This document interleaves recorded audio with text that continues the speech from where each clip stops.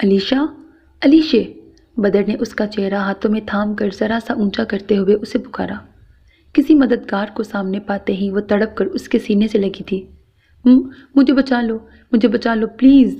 اس کی شرٹ کا کالر مٹھیوں میں دبوچتی وہ گھٹی گھٹی سی آواز میں چیخی۔ اس کے آنسوؤں کی نمی اپنی شرٹ پر محسوس کرتا وہ سن سا رہ گیا۔ بدر نے سرد نگاہوں سے مزاحمت کرتے چیتے کی جانب دیکھا۔ وہ آخری سانسوں کی اذیت محسوس کرتا اٹھنے کی کوشش کر رہا تھا۔ بدر نے پشت سے ریوالور نکال کر باقی کی گولیاں بھی اس کے وجود میں اتار دیں۔ وہ پل میں ٹھنڈا ہوا تھا۔ مجھے بچا لو پلیز! وہ بچوں کی طرح روتی، کانپتی ہوئی آواز میں بولی۔ بدر نے بے اختیار اس کے چہرے پر آتے بال پیچھے کیے تھے۔ مجھے رونے کے باعث وہ کچھ بھی بولنے سے قاصر ہو رہی تھی۔ بدر نے بنا کچھ کہے اسے بازوؤں میں بھرا اور پلٹ کر اندر کا رخ کیا۔ تیز تیز قدم اٹھاتا وہ سرد سے فارم ہاؤس کے اندر آیا تھا۔ جاوید! شہزاد! جاوید! اپنے بیڈ روم کی طرف بڑھتے ہوئے اس نے اپنے ملازمین کو پکارا۔ لاؤنج سے ملحق اوپن کچن سے نکل کر وہ دونوں فوراً لیونگ روم میں آئے تھے۔ حکم سائیں! دونوں نے ایک آواز میں پوچھا تھا۔ گرم پانی اور صاف کپڑا لے کے آؤ جلدی! سیڑھیوں کے دہانے پہ کھڑے ہو کر اس نے انہیں حکم دیا اور خود پلٹ کر 3-4 قدموں کا فاصلہ طے کر کے وہ اپنے بیڈ روم میں آ گیا۔ اسے بیڈ پر لٹا کر بدر نے فوراً پانی کا گلاس بھر کر اس کے لبوں سے لگایا تھا۔ پانی کی بوتل واپس سائیڈ ٹیبل پر رکھ کر وہ مکمل طور پر اس کی طرف متوجہ ہوا۔ وہ پانی پیتے ہوئے مسلسل رو رہی تھی۔ انداز بچوں جیسا تھا۔ وہ جتنا تلخ اور کڑوا بولتی تھی اس کے برعکس اس کا رونا قدرے میٹھا اور معصومانہ تھا۔ بدر نے لب بھینچتے ہوئے گلاس اس کے کانپتے ہاتھوں سے لے لیا۔ رونا بند کرو اور مجھے بتاؤ کہ وہاں کیوں گئی تھی؟ اس کی جانب سخت نظروں سے دیکھتے ہوئے درستگی سے پوچھ رہا تھا۔ سیاہ آنکھیں اس کے سخت لہجے کا بھرپور ساتھ دے رہی تھیں اور شاید یہی اس کی اصلیت تھی کہ وہ اپنا آپ آشکار کرنے کی اجازت ان آنکھوں کو بھی نہیں دیتا تھا جن کی گستاخی نے اسے آج یہ دن دکھایا تھا۔ علیشا نے سسکیاں بھرتے ہوئے اس کی جانب دیکھا۔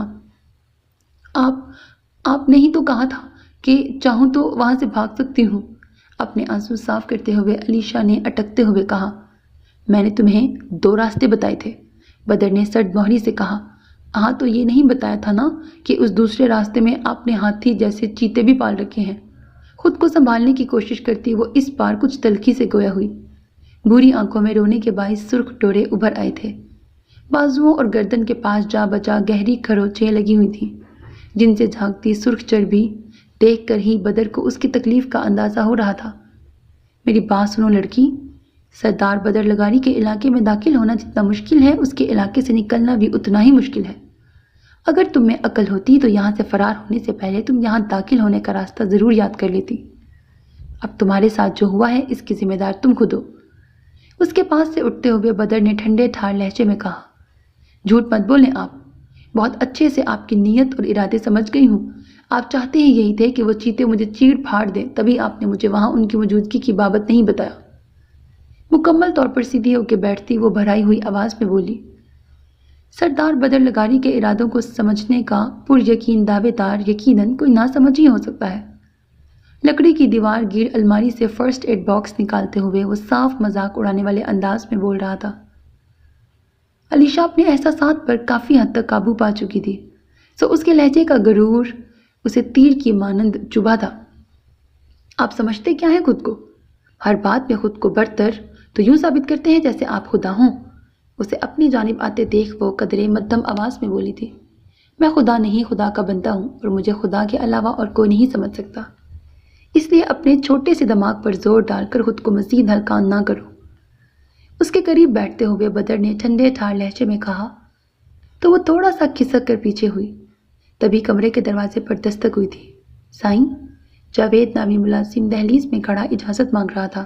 آ جاؤ، بدر نے بنا پلٹے روبدار آواز میں کہا تو وہ سر جھکائے اندر آ گیا۔ اس کے ہاتھ میں ایک بڑی سی تشتری نما ٹرے تھی جس میں پانی کا ایک باؤل اور پلیٹ میں صاف کپڑے کی کچھ پٹیاں تھیں۔ یہاں کوئی ڈاکٹر نہیں ہے، میرا ٹریٹمنٹ کون کرے گا؟ ملازم سے نظر ہٹا کر علیشا نے بدر کو مخاطب کیا۔ اس کے سوال پر بدر نے سنجیدہ نگاہوں سے اس کی جانب دیکھا۔ جاوید کے پیچھے اندر آتے شہزاد نے ایک سٹول نما قدرے اونچی گول میز بیڈ کے قریب اور بدر کے سامنے لا کر رکھی تھی جس پر جاوید نے وہ ٹرے رکھ دی۔ خاموشی سے بیٹھی رہو ورنہ اب میں تمہارے زخموں کا ٹریٹمنٹ کرنے کی بجائے تمہاری زبان کا ٹریٹمنٹ کروں گا جو تمہیں بالکل پسند نہیں آئے گا۔ کپڑے کی پٹی لے کر اسے پانی میں بھگوتے ہوئے بدر نے سرد لہجے میں کہا تو وہ خفیف سی ہو کر ان دو ملازموں کو دیکھنے لگی جن کے سامنے ہی بدر نے اس کی عزت افزائی کر دی تھی۔ تم دونوں جا سکتے ہو، بدر نے انہیں حکم دیا تو وہ سر جھکاتے پلٹ گئے۔ وہ کچھ بولنا چاہتی تھی، اسے روک دینا چاہتی تھی، لیکن اس کی تنبیہ یاد کرتی علیشا نے لب سی لیے۔ جیسے ہی بدر نے بھیگی ہوئی پٹی اس کے بازو پر رکھی، علیشا کے حلق سے چیخ نکلی تھی۔ اس نے تڑپ کر بدر کا ہاتھ پیچھے جھٹکا۔ مجھے آپ سے نہیں کرانا، ڈاکٹر کے پاس لے کے جائیں مجھے، پیچھے کھسکتی وہ تکلیف دہ آواز میں بولی۔ میری نیند تم پہلے ہی خراب کر چکی ہو، اب میرا ٹائم خراب مت کرو، چپ چاپ بیٹھو اور جو کر رہا ہوں وہ مجھے کرنے دو۔ اس کی کلائی سختی سے مٹھی میں جکڑ کر اسے ایک جھٹکے سے قریب کرتا وہ گرایا تو علیشا کی آنکھوں میں تکلیف در آئی۔ مجھے جلن ہو رہی ہے، وہ دانت پیس کر بولی۔ بوڑھی آنکھوں میں اذیت کے آثار نمایاں تھے۔ یہ جلن تم نے خود اپنے نصیب میں لکھی ہے۔ اس کی قاتل آنکھوں میں اپنی سیاہ آنکھیں گاڑے وہ سرد مہری سے گویا ہوا۔ اس کی گرم سانسوں کی تپش سے علیشا کے رخسار جھلسنے لگے تو اس نے لب بھینچتے ہوئے چہرے کا رخ موڑ لیا۔ بدر کی نظریں بے اختیاری میں اس کی سراہی دار گردن پر لگے زخم پر جا پڑی تھیں۔ اس کے زخم اس کے لبوں سے ادا ہونے والے لفظوں کی تصدیق کر رہے تھے، لیکن اگر وہ اس کی جلن اور اذیت کا خیال کرتا تو وہ بدر لگاری ہی نہ ہوتا۔ وہ پیچھے ہوا اور پھر سے اپنا کام کرنے لگا۔ اس بار علیشا نے تکلیف برداشت کرنے کو اپنا نچلا لب دانتوں میں دبا لیا۔ جب تکلیف بڑھنے لگی تو کوشش کے باوجود بھی وہ اپنے آنسو نہیں روک پائی تھی۔ اسے چپ چاپ آنکھیں میچے خاموشی سے آنسو بہاتے دیکھ بدر کے سخت دل میں معمولی سی ہلچل ہوئی تھی، لیکن وہ ہاتھ روکے بنا اس کے زخموں پر آئنٹمنٹ لگاتا رہا۔ آخر میں شفاف جالی دار پٹیوں سے اس کے بازو ڈھانپ کر وہ کھڑا ہو گیا۔ گردن کے زخم کھلے ہوئے تھے۔ اب تم آنکھیں کھول سکتی ہو، جھک کر فرسٹ ایڈ باکس اٹھاتے ہوئے بدر نے سنجیدگی سے کہا تو علیشا نے لرزتی پلکوں کی جھالر اٹھا کر اس کی جانب دیکھا۔ بری آنکھوں کی رنگت دیکھ کر پل بھر کو اس کی نظر ساکت رہ گئی۔ بھیگی ہوئی پلکیں جھپکاتی وہ پانی بھری سرخ آنکھوں میں ناگواری لیے اسے ہی دیکھ رہی تھی۔ بدر نے سرد سے نظروں کا زاویہ بدلا اور الماری کی طرف بڑھ گیا۔ ظالم، وہ بلند آواز میں بڑبڑائی۔ بدر نے لب بھینچتے ہوئے فرسٹ ایڈ باکس الماری میں رکھا اور اس کی طرف گھوما۔ اگر اب تم نے اپنی زبان نہ روکی تو میں تمہیں اٹھا کر اس دوسرے چیتے کے سامنے پھینک آؤں گا۔ اس کی جانب سخت نظروں سے دیکھتا وہ خطرناک لہجے میں بولا تو وہ فوراً سر جھکا گئی۔ اب لیٹو اور سونے کی کوشش کرو۔ اس کے قریب آتے ہوئے بدر نے سنجیدگی سے کہا تھا۔ کسی کی بات ماننا اس کی سرشست میں نہ تھا، لیکن مقابل کھڑے بے حس انسان کی بات نہ مان کر وہ مزید کوئی خطرہ مول نہیں لینا چاہتی تھی، سو جلدی سے لیٹ گئی۔ بدر نے ایک نظر اس کے وجود پر ڈالی، پھر پشت پر ہاتھ باندھتا خود کمرے سے باہر نکل آیا۔ اس کے جاتے ہی وہ اٹھ کر بیٹھی اور خوف زدہ نظروں سے کمرے کے بند دروازے کو گھورا۔ گدھا، جاہل، کمینہ، پتہ نہیں کیا سمجھتا ہے خود کو۔ چنگیز خان بھی تم سے بہتر ہوگا سردار بدر لگاری۔ اس کے تصور سے مخاطب ہوتی وہ دبی دبی سی آواز میں چلائی۔ اپنے آپ میں عقلِ کل بنے پھرتے ہو، اتنا بھی نہیں پتا کہ ایک لڑکی کو کیسے ٹریٹ کرتے ہیں۔ تکیا اٹھا کر بند دروازے پہ مارتے ہوئے وہ چیخی۔ ایسا کرنے سے بازو میں ٹیس سی اٹھی تھی۔ درد سے ایک بار پھر اس کی آنکھوں سے آنسو ٹوٹ کر گال پر پھسلے تھے۔ ظالم، سفاک، گھٹیا انسان، گھٹنوں میں منہ چھپا کر روتی وہ بڑبڑائی۔ پتہ نہیں میں کیوں اس بندے سے ٹکرا جاتی ہوں، قابل نفرت، چیپ انسان۔ ایک بار پھر سر اونچا کرتی وہ چھت کی طرف دیکھتے ہوئے بولی۔ دوسری جانب بیسمنٹ کے آخری حصے میں واقع آپریٹنگ روم میں بیٹھا وہ لب پیچھے ساکت نظروں سے لیپ ٹاپ کی اسکرین پر ابھرتا علیشا کا روتا ہوا چہرہ دیکھ رہا تھا۔ اس کے لبوں سے پھوٹتے جملے اس کے اندر دوڑتے گرم خون کو منجمد کر رہے تھے۔ پشت پر ہاتھ باندھے وقار عالم شاہ بے چینی سے آئی سی یو کے باہر ٹہل رہے تھے۔ بس کر دیں، کیوں اپنا بلڈ پریشر ہائی کر رہے ہیں؟ ان کے قریب آتی سندل بیگم جھنجھلائے ہوئے انداز میں بولی۔ وہیں ایک جانب بینچ پہ بیٹھی نازیہ بیگم سرخ متورم آنکھوں سے ہاسپٹل کے چکنے فرش کو گھور رہی تھی۔ عالم ڈاکٹرز کی ہدایات پر گھن چکر بنا سارے انتظامات سنبھال رہا تھا۔ آپ کی فکر کا یہ انداز میرا بلڈ پریشر ہائی کر دے گا سندل، آپ خاموش رہیں۔ سخت نظروں سے ان کی جانب دیکھتے وہ مدھم لہجے میں بولے تو وہ چپ کی چپ رہ گئیں۔ تھوڑی دیر گزری تھی جب وقار عالم شاہ کا موبائل بجنے لگا۔ السلام علیکم بھائی سرکار، خیریت ہے نا؟ آپ کی مسڈ کالز آئی ہوئی تھیں، میں نے ابھی دیکھی ہیں تو سوچا فون کر کے پوچھوں۔ ان کے ہیلو کہتے ہی دوسری جانب سے حسین صاحب کی تفکر بھری آواز ابھری۔ خیریت نہیں ہے، بابا سرکار کو ہارٹ اٹیک ہوا ہے، ICU میں ہے وہ، انہوں نے مدھم آواز میں اطلاع دی۔ دوسری جانب وہ پل بھر کو کچھ بھی بول نہیں پایا تھا۔ کیسے؟ کب ہوا یہ؟ اس نے تشویش زدہ انداز میں پوچھا۔ کل رات کو عشاء کی نماز کے بعد عالم ان سے ملنے گیا تو وہ گرے ہوئے تھے۔ گہرا سانس لیتے ہوئے انہوں نے آہستگی سے کہا، اللہ پاک ان پر اپنا رحم کرے، آپ کو ان کے سائے سے کبھی محروم نہ کرے۔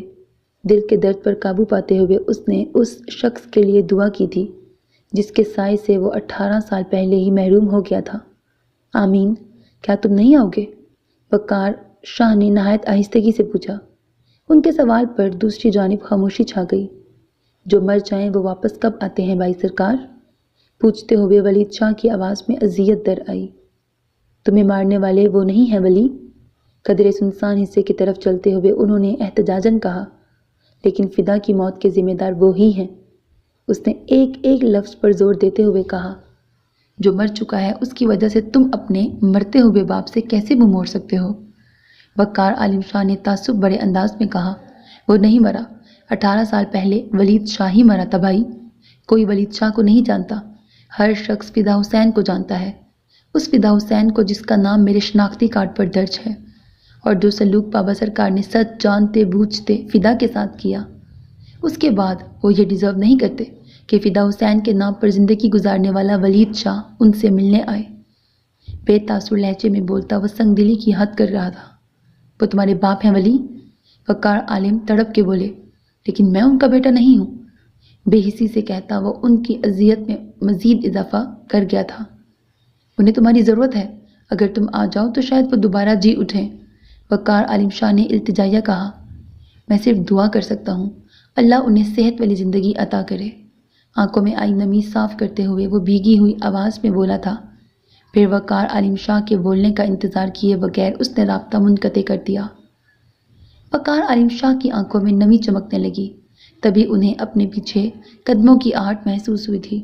انہوں نے پلٹ کر دیکھا تو چہرے پہ خوشی سے بھرپور تاثرات لیے عالم کھڑا ہوا تھا۔ دادا کو ہوش آ گیا ہے، وہ اب خطرے سے باہر ہیں، کہتے ہوئے وہ ان کے گلے لگا تھا۔ وقار عالم شاہ نے نرمی سے اس کی پیٹھ تھپکی، آنکھوں میں آنسوؤں کی نمی لیے وہ دھیرے سے مسکرا دیے۔ صبح کی روشنی چار سو پھیل چکی تھی، لندن کے مکین اپنے اپنے کاموں میں مشغول ہو چکے تھے۔ ایسے میں اپنے کمرے کے واش روم میں بند وہ ہنوز شاور کے نیچے بیٹھا ہوا تھا، جسم اکڑ چکا تھا، وجود برف ہو رہا تھا، رگوں میں دوڑتا خون سست پڑ چکا تھا۔ ایسے میں گلاس ونڈو سے آتی روشنی محسوس کر کے وہ گھٹنوں پہ ہاتھ رکھتا کھڑا ہو گیا۔ بازو میں لگے کٹس میں جلن سی محسوس ہوئی تھی۔ شیشے کے ٹکڑے وہ رات ہی کھینچ کر نکال چکا تھا۔ اس گہری سرمئی آنکھیں سرخ انگارہ ہو رہی تھیں۔ بالوں میں ہاتھ چلاتا وہ چینجنگ ایریے کی طرف بڑھا۔ پورے بازو پر ایک سفید پٹی اچھے سے لپیٹ کر اس نے سفید شلوار سوٹ پہنا اور واش روم سے باہر نکل آیا۔ یہ اس کے تمام کپڑوں میں وہ واحد لباس تھا جو لندن میں رہائش کے دوران اس نے پہلی مرتبہ پہنا تھا۔ کمرے میں آ کر وہ آج پہلی مرتبہ آئینے کے سامنے کھڑا نہیں ہوا تھا۔ بنا اپنا جائزے لیے وہ اپنا والیٹ اور موبائل لے کر کمرے سے باہر نکل آیا۔ ہلکا پھلکا ناشتہ کر لینے کے بعد وہ سیدھا ہیئر کٹنگ سیلون آیا تھا۔ اپنے بال جو اس نے اپنے باپ کی پسند کے خلاف جا کر بڑھائے تھے، آج بڑے اطمینان سے کٹوا دیے تھے۔ بال چھوٹے کروا کر اس نے اطمینان سے اپنا چہرہ دیکھا۔ کلین شیو میں پہلی مرتبہ اسے اپنا آپ بہت برا لگا تھا۔ اپنی جو لائن پر ہاتھ پھیرتے ہوئے اس نے دائیں بائیں گردن گھما کر اپنا جائزہ لیا۔ بال کٹنے کے باعث پہلی بار اس کی نگاہ نے اپنی گردن کی پشت سے شروع ہو کر سینے کی طرف آتے ٹیٹو کا جائزہ لیا تھا۔ گریبان کے بٹن معمول کے مطابق کھلے ہوئے تھے۔ پلکیں جھپکاتے ہوئے اس نے اپنے بالوں میں ہاتھ پھیرا۔ پھر پیمنٹ کی ادائیگی کے بعد وہ سیلون سے باہر نکل آیا۔ لاپرواہی سے موبائل ہاتھ میں گھماتا وہ جس اطمینان سے چل رہا تھا، اس کی شخصیت کی پہلی ادا اس کی شخصیت کی یہی ادا اطراف میں چلتے پھرتے افراد کو اس کی جانب متوجہ کر رہی تھی۔ "یو آر لکنگ ڈیشنگ"، اس کے پاس سے گزرتی 11-12 سالہ چھوٹی سی بچی نے مسکراتے ہوئے کہا تو منصب نے آنکھیں سکیڑ کر اس کی جانب دیکھا۔ لبوں پر معصوم سی مسکراہٹ سجائے وہ آگے بڑھتی گردن موڑے اسے ہی دیکھ رہی تھی۔ منصب نے ایک ہلکی سی مسکراہٹ اس کی جانب اچھالی۔ یکدم اسے سیشلی یاد آئی تھی۔ بے اختیار اس کی مسکراہٹ سمٹ گئی۔ لب سختی سے بھینچتا وہ اپنے چہرے کا رخ سیدھا کرتا دوبارہ چلنے لگا۔ ہوٹل تھوڑے ہی فاصلے پر تھا جب اس کے موبائل نے شور مچایا تھا۔ اس نے کال ریسیو کر کے فون کان سے لگا لیا۔ "السلام علیکم اماں، کیسی ہیں آپ؟" انہیں سلام کرتے ہوئے منصب نے نرم لہجے میں پوچھا۔ "مون، تم نے واپس آنے کے لیے کہا تھا نا؟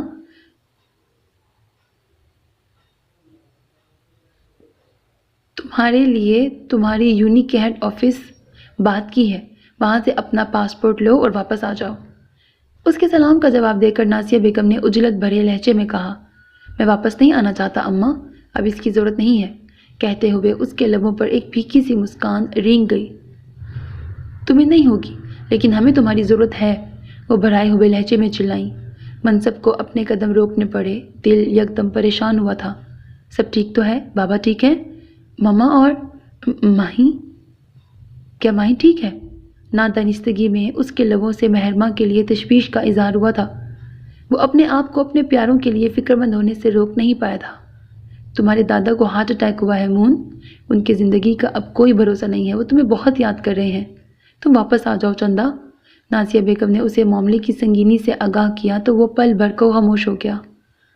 پاکستان واپس جانے کا مطلب اپنے دل کو ایک بار پھر اس بے مہر کے لیے بے قرار کرنا تھا۔ منصب نے بے اختیار ایک گہرا سانس لیا۔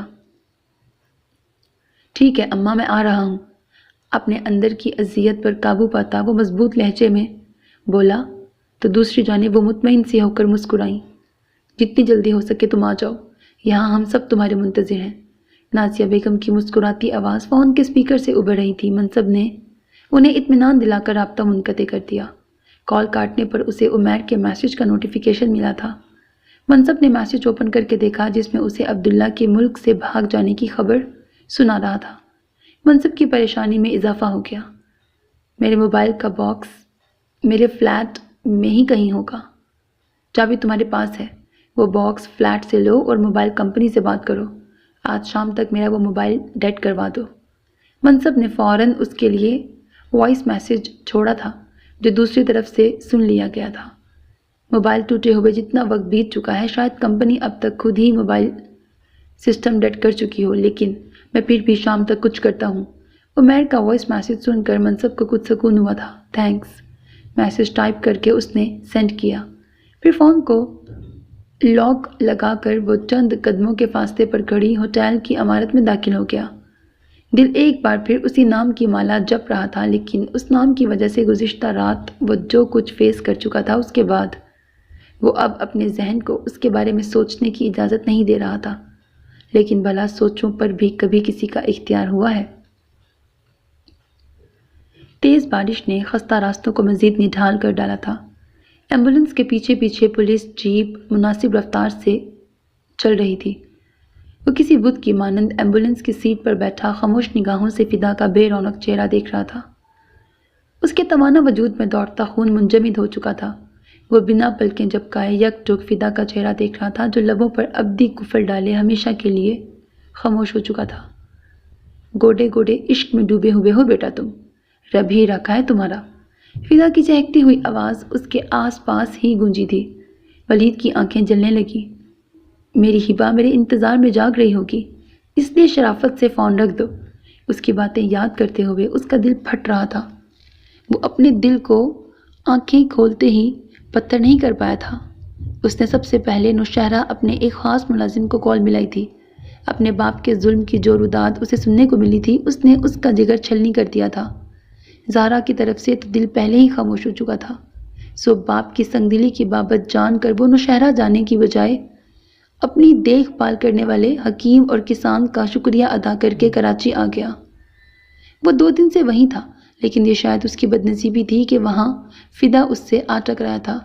وہ خود کو پتھر کر لیتا، اس کا راستہ کبھی اس عورت کا سامنا کرنے کا نہیں تھا جس کے تلخ الفاظ نے اسے موت کے گھاٹ اتارنے میں کوئی کسر نہیں چھوڑی تھی۔ لیکن وہ اس رشتے کا کیا کرتا جو اس کے اور فدا کے مابین تھا؟ وہ جو مر گیا تھا وہ فقط اس کا دوست ہی تو نہیں تھا، وہ تو اس کی عزیز اشجان بہن کے دل کی ٹھنڈک بھی تھا۔ وہ کیوں کر فدا کی لاش لاوارثوں کی طرح ایمبولینس میں بھجوا سکتا تھا؟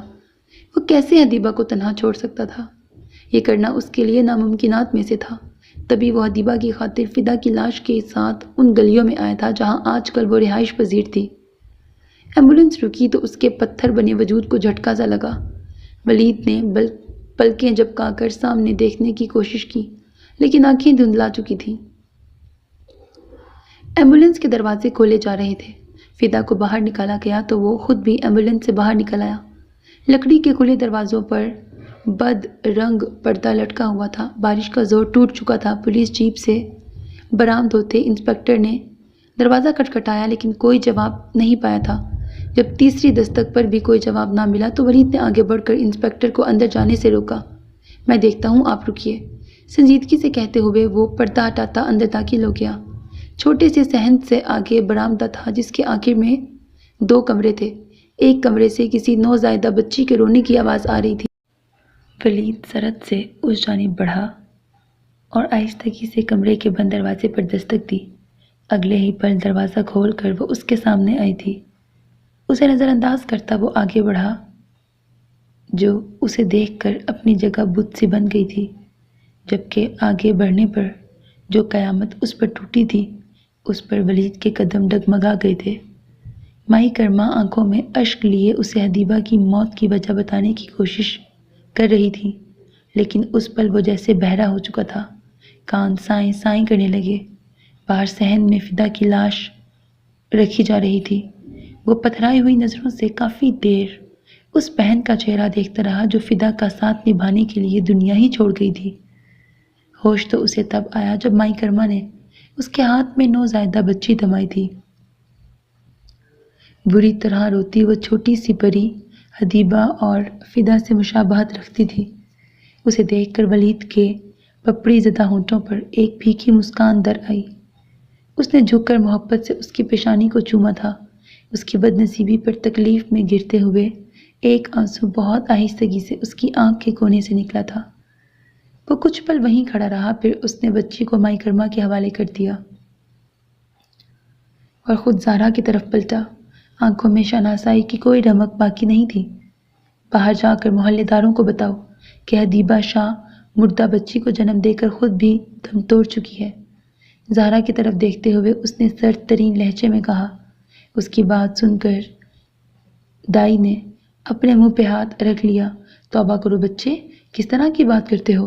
دائی نے حیران پریشان ہو کر کہا تو ولید نے کاٹ تار نگاہوں سے اسے دیکھا۔ جو کہہ رہا ہوں تم لوگ وہی کرو گے، اور تم خاتون اس بچی کو کسی گٹری میں چھپاؤ اور گھر سے لے کے باہر نکلو۔ خاموش ہو چکی بچی کی طرف اشارہ کرتا وہ بے تاثر لہجے میں بولا تو دائی نے کانوں کو ہاتھ لگایا۔ فکر مت کرو، تم تینوں کو منہ مانگی قیمت دوں گا، لیکن پولیس اور محلے داروں کو علم نہیں ہونا چاہیے کہ میری بہن نے ایک زندہ بچی کو جنم دیا ہے۔ وہ بڑی بیگانگی سے اس عورت سمیت مائی کرما اور زہرا کو مخاطب کر رہا تھا۔ اس کے درشت لب و لہجے نے زہرا کو دنگ کر دیا تھا۔ اب کی مرتبہ دائی کچھ رضامند نظر آ رہی تھی۔ ٹھیک ہے، تم بچی کے ماموں لگتے ہو، شاید تم اس کے لیے بہتر فیصلہ کر سکتے ہو۔ دائی نے فوراً پینترا بدلا تو ولید لب بھینچتے ہوئے مائی کرما کی طرف گھوما۔ میں اس دائی کے ساتھ یہاں سے جا رہا ہوں مائی، محلے داروں سے کہہ دینا کہ بچی کو دائی اور اس کا بیٹا دفنانے گئے ہیں۔ ولید نے مائی کرما کو مخاطب کیا تو اس نے ولید کے سامنے ہاتھ جوڑ لیے۔ جو حکم سرکار، اس نے نظر جھکا کر کہا تو ولید نے سر اسبات میں ہلا دیا۔ حدیبہ اور فدا سے تم دونوں خواتین کا کوئی خونی رشتہ نہیں ہے۔ باہر جاؤ اور پولیس کو ان کا اصل ٹھکانہ بتاؤ۔ یہ پہاڑ سید ذوالفقار عالم شاہ کے کندھوں پر بھی ٹوٹنا چاہیے۔ اس غم کا بوجھ یقیناً انہیں ہی اٹھانا چاہیے۔ بے تاثر لہجے میں بولتے ہوئے اس کی آنکھیں سرخ ہو گئیں۔ اس کا مخاطب مائی کرما اور زہرا تھیں۔ اور سرکار، اگر پولیس نے آپ کے بارے میں پوچھا تو؟ مائی کرما نے آہستگی سے پوچھا۔ کہہ دینا کہ تم مجھے نہیں جانتی۔ جب وہ میرے متعلق تفتیش کریں گے تو میں خود انہیں دیکھ لوں گا، ولید شاہ نے سنجیدگی سے کہا۔ دائی اس دوران بچی کو گٹری میں چھپا چکی تھی۔ باہر محلے دار آنے لگے تھے۔ گھر کی چھت کہاں ہے؟ ولید نے مائی کرما سے پوچھا۔ یہ زہرا دکھا دے گی، مائی کرما نے آہستگی سے کہا۔ ٹھیک ہے دائی، تم دروازے سے اس محلے کے قبرستان تک جاؤ، میں آتا ہوں۔ ولید نے دائی کو کہا تو وہ سر اسپات میں ہلاتی باہر نکل گئی۔ مائی کرما بھی باہر کو بھاگی تھی۔ جہاں ہجوم بڑھتا جا رہا تھا، ولید نے ایک نرم نگاہ دیبا کے بے جان وجود پر ڈالی، پھر آگے بڑھ کر اس کی کھلی آنکھیں بند کر دیں۔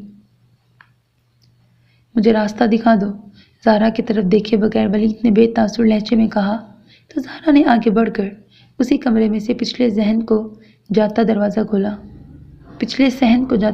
کھولا۔ یہاں سے اپنے آنسو پینے کی کوشش کرتی وہ بھرائی ہوئی آواز میں بولی، تو وہ دروازہ پار کرتا پچھلے صحن میں داخل ہو گیا۔ ولید نے ایک نظر چھت کو جاتی سیڑھیوں پر ڈالی اور دوسری صحن کی دیواروں پر۔ دیوار پھلانگنا مشکل نہیں تھا، لیکن دیوار پھلانگنے کی صورت میں شاید وہ کسی کی نظر میں آ جاتا، سو وہ سیڑھیوں کی طرف بڑھا تھا۔ اپنے دل پر ہاتھ رکھتی زہرا اس کے پیچھے لپکی۔ سرکار میری بات سنیے، وہ گڑ گڑائی۔ آنسو حلق میں اٹک رہے تھے۔ اس کے پکار پر ولید نے پلٹ کر بیگانگی سے اس کی جانب دیکھا۔ آپ بیوی کی بچی کہاں لے جا رہے ہیں؟ اس کی جانب پیاسی نگاہوں سے دیکھتی وہ روتے ہوئے بولی، وہ اب میری بچی ہے، جہاں دل چاہے گا اسے لے جاؤں گا، ولید نے سرد مہری سے جواب دیا۔ اور میں؟ زہرا کے لب ہلے۔ تمہیں اور تمہاری ماں کو زبان بند رکھنے کے لیے بھاری رقم دے دوں گا، ولید نے زہر خون لہجے میں کہا تو زہرا نے بے یقینی سے اس کی جانب دیکھا۔ میں آپ کی بیوی ہوں، کیا آپ مجھے اپنے ساتھ نہیں لے جائیں گے؟ اس کے سینے پہ ہاتھ رکھتے ہوئے زہرا نے لرزتی ہوئی آواز میں پوچھا، تو ولید نے آنکھیں چھوٹی کرتے ہوئے حقارت آمیز نگاہوں سے سر تا پیر اسے دیکھا۔ تم شاید گہری نیند میں ہو، میں تمہیں بالکل نہیں جانتا، نفرت بھرے لہجے میں کہتے ہوئے ولید نے اس کا ہاتھ جھٹک دیا۔ زہرا کے سر پر آسمان ٹوٹا تھا۔ زمین اسے اپنے پیروں تلے نکلتی محسوس ہوئی۔ یہ کیا کہہ رہے ہیں آپ؟ وہ جی جان سے کانپ اٹھی تھی۔ وہی جو سننے کی تمہاری اوقات ہے، حقارت آمیز لہجے میں کہہ کر وہ سیڑھیاں چڑھتا چلا گیا۔ زہرا کی ٹانگیں بے جان سی ہو گئیں، وہ وہیں بیٹھتی چلی گئی۔ آنسوؤں کا سیلاب اس کی آنکھوں سے بہنے کو بےتاب تھا۔ زہرا نے اپنی سسکیاں دبانے کو لبوں پر ہاتھ رکھ لیا۔ ضبط کے باوجود اس کے لبوں سے آہیں نکلی تھیں۔ پلکوں کی بار توڑتے آنسو گالوں پر پھسلتے چلے گئے۔ تم ایک صفاق اور بے حس لڑکی ہو، تم نے مارا ہے ولید کو۔ فدا کی سخت آواز آج پھر اس کے کانوں میں گونجی تھی۔ تب کتنی اذیت محسوس کی تھی اس نے، اور آج اب وہ کس طرح خود سے نظریں ملاتی۔ صحیح تو کہا تھا فدا حسین نے، ولید شاہ کو اپنے ہی ہاتھوں سے مارنے والی وہ خود ہی تو تھی۔ اسی نے تو مارا تھا ولید کو، اس طرح سے کہ آج وہ زندہ ہو کر بھی زندہ نہیں تھا۔ وہ جو چند لمحے اسے دو کوڑی کا کر گیا تھا، وہ بھلا ولید شاہ کب تھا؟ نہیں، وہ ولید نہیں تھا۔ زہرا گھٹنوں میں منہ چھپاتے ہوئے سسک اٹھی۔ تم نے اس کی عزت کا گلا گھونٹ دیا، اچھا ہوا وہ مر گیا۔ فدا کی چنگاڑتی ہوئی آواز نے آج دوسری بار اس کے دل میں چھید سے کر ڈالے تھے۔ میں نے کیا کیا ہے؟ زہرا نے تڑپ کر اپنے کانوں پر ہاتھ رکھ لیے۔ نہیں سننا مجھے، وہ روتے روتے چلائی، لیکن فدا کی آواز خاموش نہیں ہوئی تھی۔ بس اتنا ہی کہ جس دن تم بڑے دھڑلے سے مجھ سے محبت بھرے شکوے کر رہی تھی، وہ اس دن اس پل کال پر موجود تھا۔ اللہ، یہ کیا ہو گیا؟ اپنے بال نوچتی وہ آسمان کی جانب چہرہ کرتی روتے ہوئے چلائی، لیکن اس کی چیخیں بیرونی صحن میں ابھرتے تعصب بھرے جملوں کی ادائیگی کرتے محلے داروں تک نہ پہنچی تھی۔ مائی کرما پولیس والوں کو نوشہرہ فیروز کے مرکز میں کھڑی اس بلند و بالا حویلی کا پتہ بتا رہی تھی جہاں مرنے والے ان دونوں نفوس کے اقربا رہائش پذیر تھے۔ آسمان کے سینے پر چمکتا سورج اپنی تیز روشنی سے لگاری فارم ہاؤس کو روشن کیے دے رہا تھا۔ فضا میں ہوا کی عدم موجودگی کے باعث درختوں کے پتے ساکت سے تھے۔ رات کے برعکس دن کا موسم کچھ گرم سا تھا۔ ایسے میں سورج کی حدت سے بے نیاز وہ آرام دہ بیڈ پر محو استراحت تھی۔ کھڑکیوں پر گرے بھاری پردوں کے باعث دن کی روشنی سردار بدر لغاری کے لیے مختص اس کمرے میں آنے سے گریز کر رہی تھی جہاں رات سے وہ آرام فرما رہی تھی۔ کمرے میں پھیلی اے سی کی ٹھنڈک نے اس کے حواس پرسکون کر رکھے تھے۔ کمبل اوڑھے وہ گہری نیند میں اتری پرسکون نظر آ رہی تھی۔ جب کمرے کا دروازہ کھولتا وہ اندر داخل ہوا۔ مضبوط چال چلتا وہ اپنے بیڈ کے قریب آیا جہاں گزشتہ رات سے علیشا نے ڈیرا جما رکھا تھا۔ کمبل میں چھپے اس کے پورے وجود میں سے جو دلکش نظارہ اسے دیکھنے کو ملا تھا وہ اس کی بند آنکھوں کا تھا۔ گھنی پلکیں آرزوں سے چپکی اس کی گہری نیند کا پتہ دے رہی تھی۔ اطراف میں بکھرے اخروٹی بال ایک منہ زور سیلاب کا سمندر پیش کر رہے تھے جو سردار بدر لغاری جیسے مرد کے قدم بھی زمین سے اکھیڑ دینے کی طاقت رکھتے تھے۔ پشت پر ہاتھ باندھتے ہوئے اس نے گہری نگاہوں سے اس کی بند آنکھوں کی طرف دیکھا۔ آنکھوں کی سیاہی میں چمکتی شدت پرزور احتجاج کرنے لگی۔ سختی سے لب نیچے وہ بنا پلکیں جھپکائے اسی کو دیکھ رہا تھا۔ یہ اس کی نظروں کی تپش تھی یا علیشا کی حساسیت کہ کچھ ہی دیر میں وہ کسمسائی تھی۔ بدر ہنوز پرسکون سا کھڑا اسے ہی دیکھ رہا تھا جو کمبل چہرے سے ہٹاتی انگڑائی لیتے ہوئے آنکھیں کھولنے کی کوشش کر رہی تھی۔ مارننگ، بدر نے شان بے نیازی سے اسے مخاطب کیا تو اس کی بھاری آواز سن کر علیشا نے ایک جھٹکے سے اپنی آنکھیں کھول لیں۔ پلکیں جھپکا کر اسے دیکھتی وہ سرد سے اٹھ کے بیٹھی۔ ایسا کرنے سے وجود میں ٹیسیں سی اٹھی تھی۔ گزشتہ رات کا منظر تیزی سے اس کے ذہن کے پردے پر لہرایا تھا۔ بدر کو نظر انداز کر کے اس نے دکھتے بازوؤں کو حرکت دیتے ہوئے اپنے بکھرے بالوں میں ہاتھ چلایا۔ مجھے کراچی جانا ہے۔ اسے دیکھے بغیر سامنے کھلے دروازے کو دیکھتی وہ ٹھہری ہوئی آواز میں بولی۔ بولتے ہوئے تمہیں یہ دیکھ لینا چاہیے کہ میں تمہارا ڈرائیور نہیں ہوں۔ اس کے گلابی چہرے کو نظروں کی گرفت میں لیتے ہوئے وہ جتانے والے انداز میں بولا تو علیشا نے گردن موڑ کر خونخوار نظروں سے اسے دیکھا۔ آپ بھی یہ ذہن نشین کر لیں کہ میں آپ کی رعایا نہیں ہوں۔ نفرت سے اسے دیکھتی وہ چلائی۔ بدر کے چہرے پر ایک سکون کی سی کیفیت تھی۔ جو سلوک آپ نے رات میرے ساتھ کیا ہے وہ میں کبھی بھولوں گی نہیں۔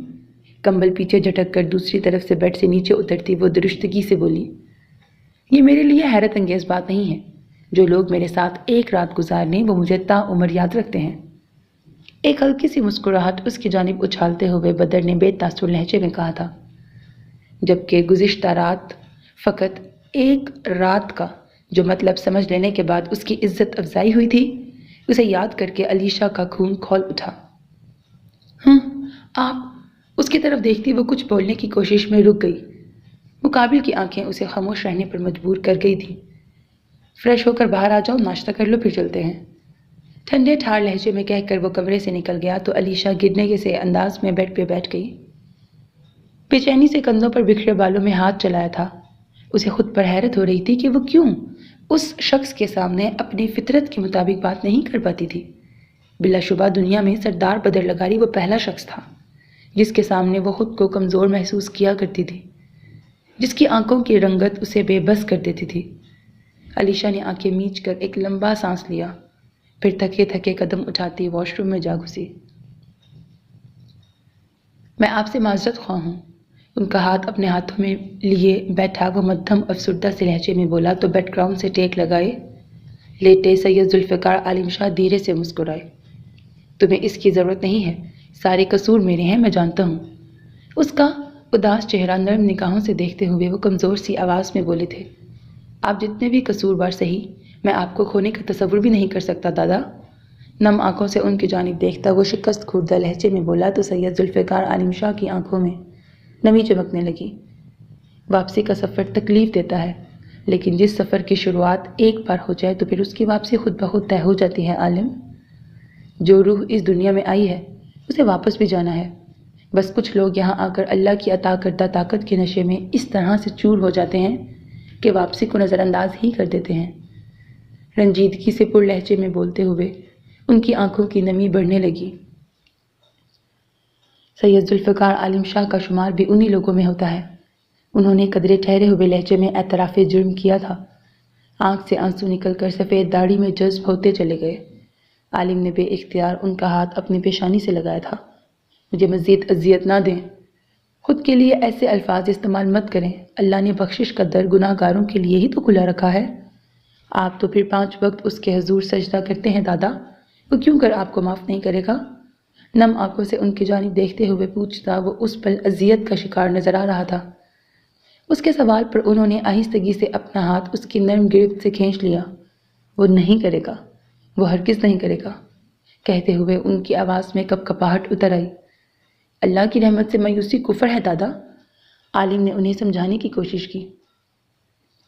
مجھے وہ نہ بتاؤ جو مجھے معلوم ہے عالم، مجھ سے وہ سب پوچھو جو تمہیں معلوم نہیں۔ اس سے نگاہیں چراتے ہوئے انہوں نے تکلیف دہ آواز میں کہا، اور کچھ باقی ہے؟ پوچھتے ہوئے عالم کی آنکھوں میں شکوہ در آیا۔ وہ سب کچھ باقی ہے جسے اگر یاد کروں تو مجھے یقین ہو جاتا ہے کہ اللہ مجھے معاف نہیں کرے گا، کہتے ہوئے انہوں نے پل بھر کو وقفہ لیا۔ کچھ گناہوں کی ندامت اتنی پرشدت ہوتی ہے کہ ہم اللہ سے معافی بھی نہیں مانگ پاتے۔ ایسے گناہ جن کا احساس ندامت انسان کے لبوں سے بخشش کی دعا نکلنے ہی نہیں دیتا۔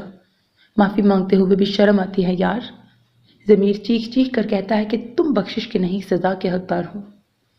لرزتی ہوئی آواز میں بولتے وہ بچوں کے سے انداز میں رو دیے۔ انہیں روتا دیکھ عالم کے دل نے شدید تکلیف محسوس کی تھی۔ میرا ضمیر اپنا فیصلہ سنا چکا ہے، بخشش کا حقدار نہیں ہوں میں، ہرگز نہیں ہوں۔ اپنے آنسو صاف کرتے ہوئے وہ بھیگی ہوئی آواز میں بولے تھے۔ عالم کی آنکھوں نے چپکے سے ایک آنسو بہایا تھا۔ کیا میں آپ کے لیے کچھ کر سکتا ہوں؟ نم پلکیں جھپکاتے ہوئے اس نے مدھم آواز میں پوچھا۔ ہاں تم کر سکتے ہو، انہوں نے سر اسبات میں ہلاتے ہوئے کہا۔ عالم سوالیہ نظروں سے انہی کو دیکھ رہا تھا۔ جب تک میں زندہ ہوں تم مرحا کو اس کی اصلیت نہیں بتاؤ گے، میں اس کی آنکھوں میں اپنے لیے نفرت نہیں دیکھ سکتا۔ اس کا ہاتھ تھامتے ہوئے انہوں نے گزارش کرنے والے انداز میں کہا تو عالم نے اپنے لب سختی سے بھینچ لیے۔ اس کا دل مرحا کی محبت میں سسک اٹھا تھا۔ یہ مشکل ہے، عالم کے لب بامشکل ہلے۔ میں سچ جانتے بوجھتے اسے بے نام و نشان زندگی گزارتے نہیں دیکھ سکتا دادا، عالم نے نظریں جھکاتے ہوئے مدھم آواز میں کہا۔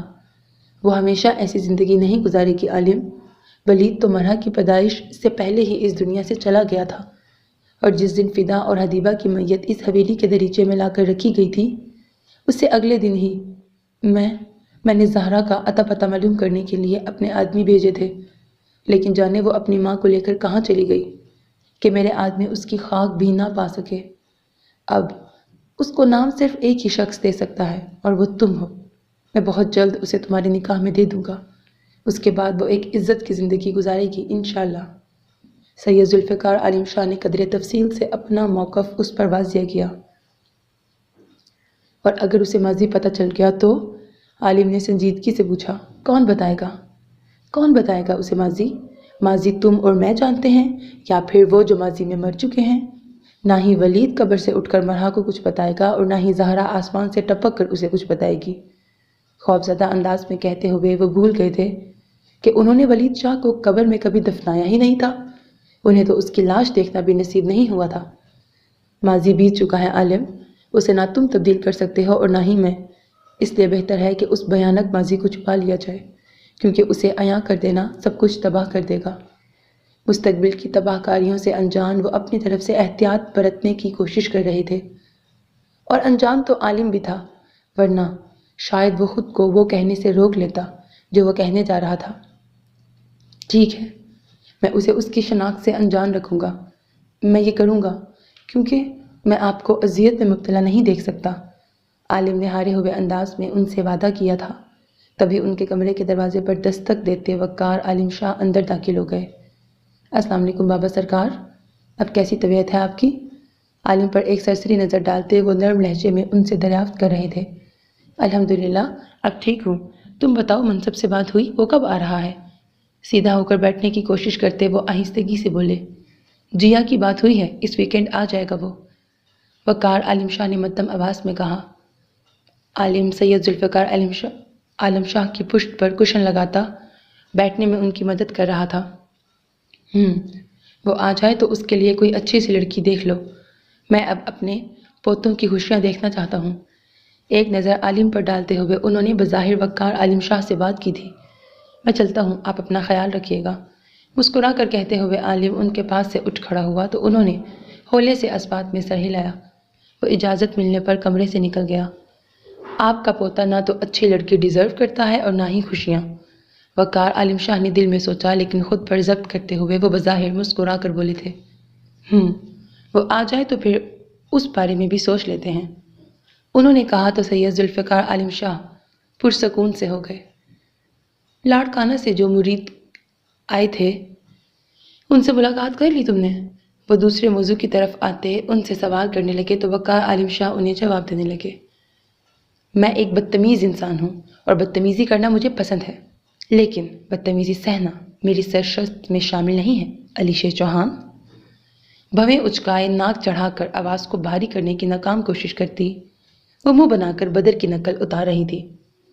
اس کی بات پر ان تینوں کا کہا پڑا تھا۔ ہاں تو تم نے اسے بدتمیز کہا ہی کیوں تھا؟ اپنی ہنسی روکتے ہوئے راہمہ نے پوچھا۔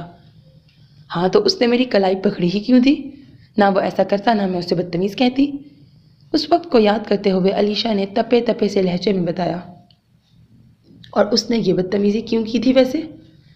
آنکھوں میں اشتیاق سموئے سارا نے تجسس بھرے لہجے میں پوچھا۔ اس کے پوچھنے پر علیشہ کی آنکھوں میں 2 گھنٹے پہلے کا منظر گھوم گیا، جب ہاسٹل کی عمارت نظر آتے ہی اس نے بدر کی گاڑی سے اترنے کی کوشش کی تھی۔ اپنی جانب کا دروازہ کھولتے ہوئے جیسے ہی اس نے باہر نکلنا چاہا، اپنی کلائی کو اس کی مضبوط گرفت میں پایا تھا۔ علیشہ نے سلگتی نظروں سے اسے دیکھا تھا۔ یہ کیا بدتمیزی ہے؟ اس کی جانب دیکھتے ہوئے مدھم لہجے میں گرائی تھی۔